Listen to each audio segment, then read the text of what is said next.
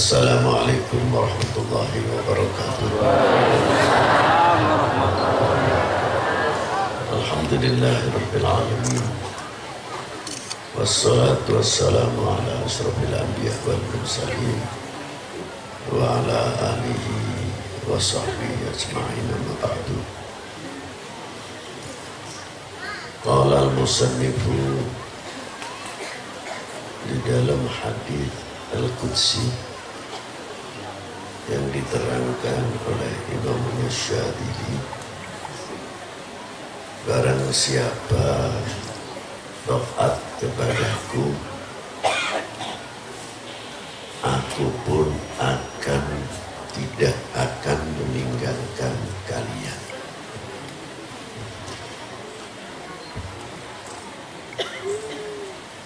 Kalau dikembalikan kepada Al-Quran,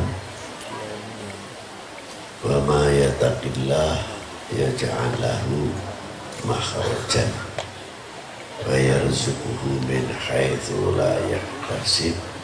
Ini bagian Allah Ta'ala sayangnya, iradahnya kepada orang-orang yang bertakwa. Allah Ta'ala ngelatih melayani bagi orang-orang yang taat kepadanya. Kalau tidak, mana mungkin Allah Ta'ala akan melayaninya. Jadi jangan salahkan.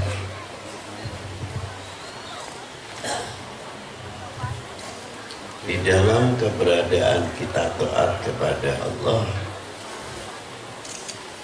karena taat itu sendiri akan membersihkan lubuk hati kita yang selalu dikotori oleh sesuatu hal yang terkadang membuat hijab hubungan kita kepada Allah Subhanahu wa Ta'ala, entah itu sadar atau tidak.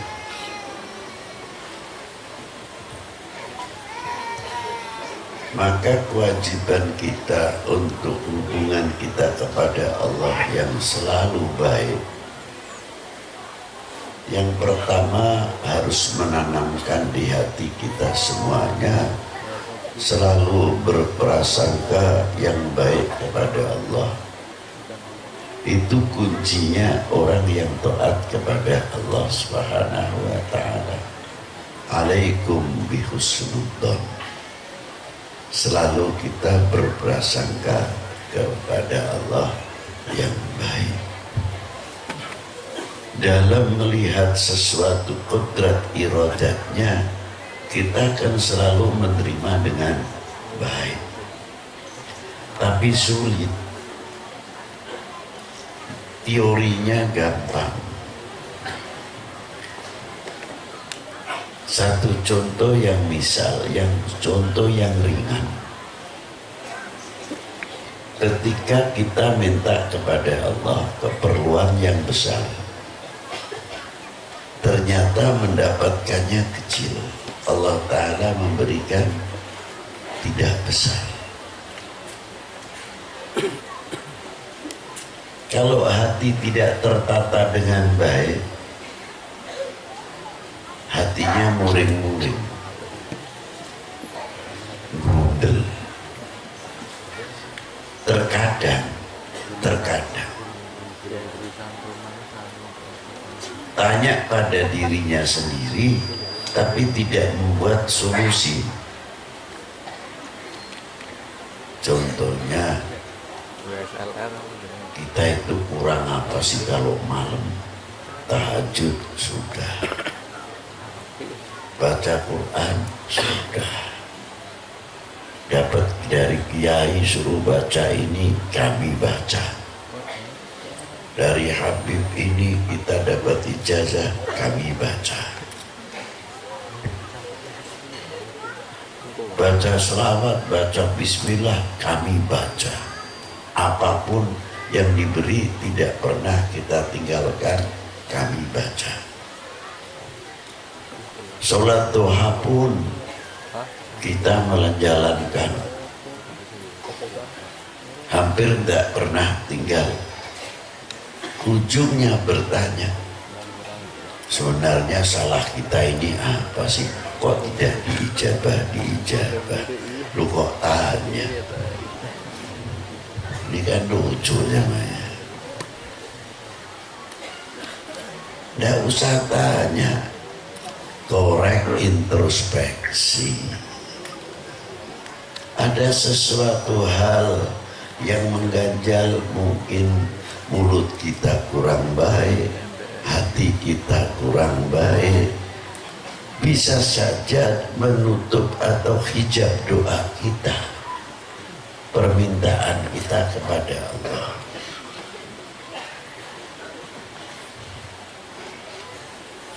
Itu satu hal yang kelihatannya gampang tapi sulit. Ketika kita bertanya salah kita apa, ya kita beri contoh saja yang kecil. Ketika anak kita itu yang umur 7 tahun, 10 tahun kurang, yang masih keibu-ibuan, mainan pasaran tanah, kelapa pisang dibikin kerupuk-kerupukan dan lain sebagainya, namanya anak-anak.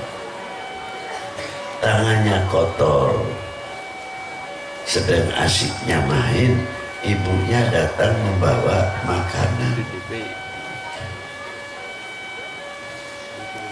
Langsung saja minta ke dalam mengejar ibunya. Ibunya mengetahui tangannya kotor, ya nggak diberi. Karena kalau diberi, ini tangan yang kandungan enzimnya keluar dari otak kecil, dari jantung yang selalu basah di tangannya, telah mainan tanah dan lain sebagainya. Ini kalau diberi malah menjadikan mafsadat, kurang baik pada jasmaninya, pada fisiknya. Karena apa? Tangannya kotor. Manusia saja, seorang ibu bisa diberi yang demikian ilmu oleh Allah Subhanahu wa ta'ala, bagaimana yang menciptakan alam semesta ini. Jadi kalau kita tidak diberi, lihat tangan kita benar tidak.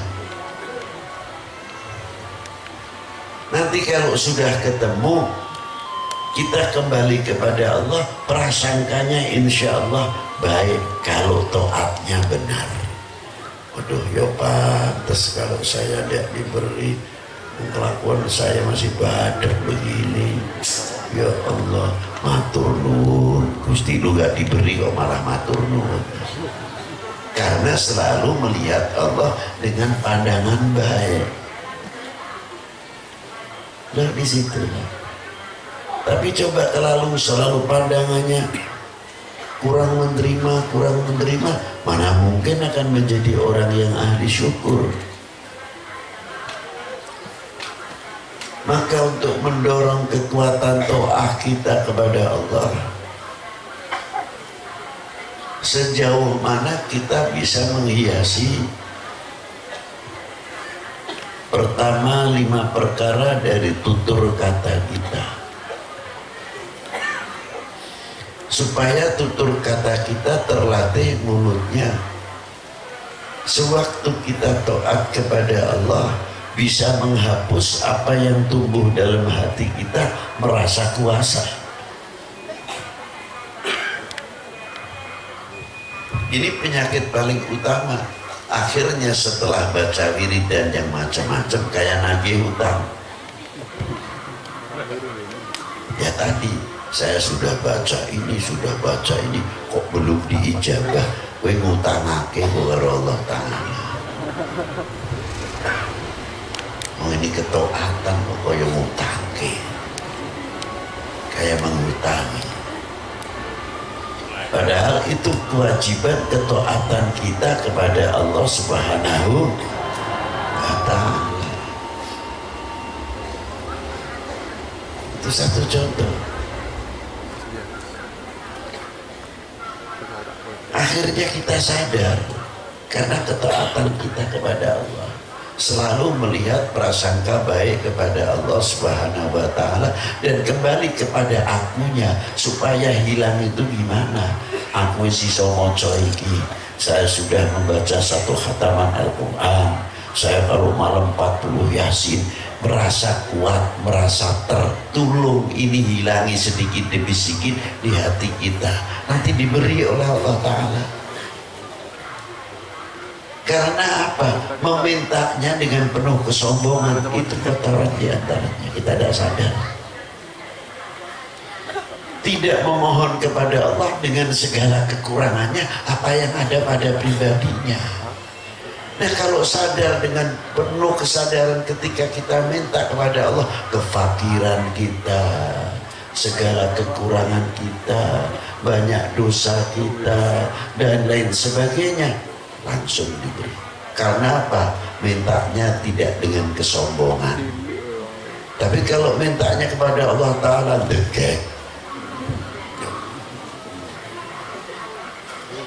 minta tapi tidak sadar kalau orang mau minta, balikannya kalimat minta itu fakir. Pandai meminta tapi tidak merasa dirinya fakir, loh itu penyakit. Coba kalau kita sadar kita dalam keadaan kekurangan, kefakiran kita, menundukkan kepala, hatinya ikut menundukkan. Karena apa? Sadar kekurangan-kekurangan kita, tidak sombong di hadapan Allah Subhanahu wa Ta'ala. Ini kunci orang doa diantaranya. Kalau kita boleh kebablas ngomong puasa gitu, silahkan. Mau puasa bagus, namanya tirakat.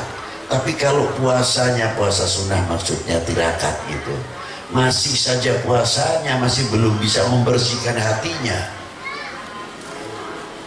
ya sulit. Saya serba ter.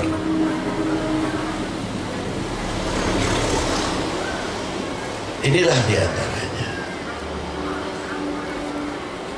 Nah, coba kita hiasi hati kita, tutur kata kita dengan penuh kefakiran, selalu memandang keagungan Allah Subhanahu wa Ta'ala dengan segala apa yang diciptakan dan pemberiannya. Selalu kita mengucapkan Subhanallah wa bihamdihi, Subhanallahil azim. Maha suci Allah, maha agung Allah. Selalu lisannya tertutup dengan kalimat Subhanallah wa bihamdihi, Subhanallahil azim. Sudah begitu besarnya kita melihat keagungan Allah, ditutup lagi la haula wala quwata illa billahil aliyil azim. Apa berarti kita itu kecil kalau kita sudah berani mengucapkan Subhanallah wa bihamdihi, Subhanallah? Kemana kita? Hilang. Tidak berani lalu mengucapkan saya. Karena apa? Melihat keagungannya Allah Ta'ala, kembali kepada segala kekurangannya pada diri kita, diingatkan oleh doa kita sendiri apa tadi? La haula wala quwata illa billahil aliyil azim. Loh, itu kalau sudah bisa begitu, ya memang nyun sewu, kelihatannya gampang tapi sulit. Saya sendiri masih belum mampu. Saya pribadi ini masih belum mampu, masih kekurangannya masih banyak sekali. Ya Allah, terkadang banyaknya manusia begini pengajian, terkadang mengundang kesombongan, ngotori hati kita itu tidak sadar. Ini penyakit. Habib Lutfi pengaruhnya hebat. Habib Lutfi kalau pengajian Kliwonan begini banyaknya. Apalagi kalau mau salaman jubel begitu.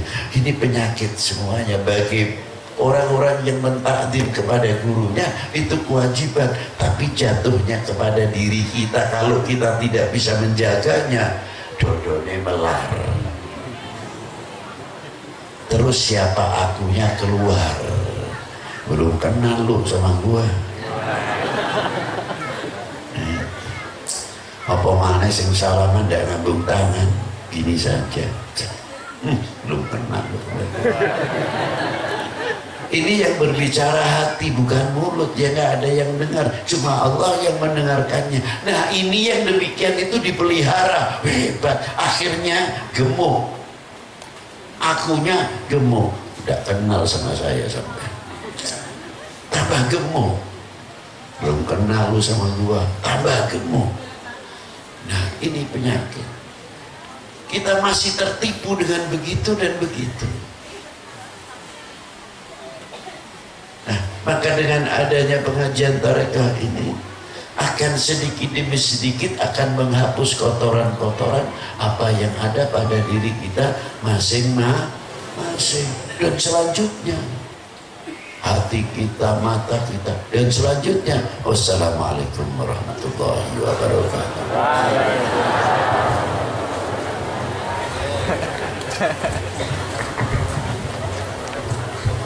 Gak usah panjang-panjang, pesawat panasan belas itu.